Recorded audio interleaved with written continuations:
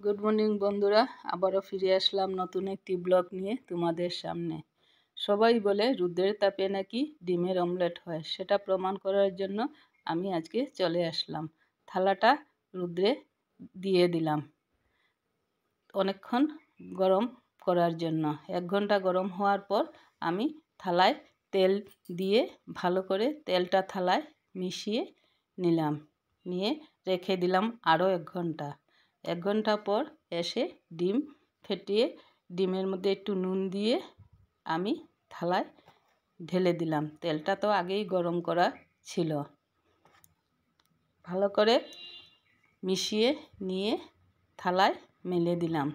মেলে দিয়ে এত রোদ্রে তো আর বসে থাকা যায় না, তাই আমি ভালো করে এটাকে মিশিয়ে দিয়ে ঘরে চলে গেলাম, কারণ রোদের তাপ সহ্য করা যাচ্ছে না।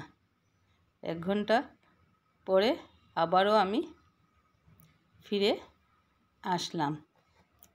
ফিরে আসার পর দেখুন এই অবস্থা।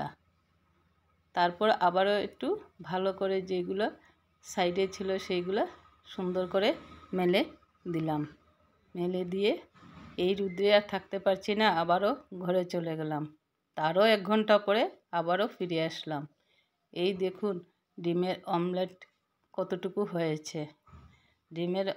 সবাই তো বলে ডিমের অমলেট রোদে হয়, আসলে সেটা প্রমাণিত হলো যে ডিমের অমলেট হয় না।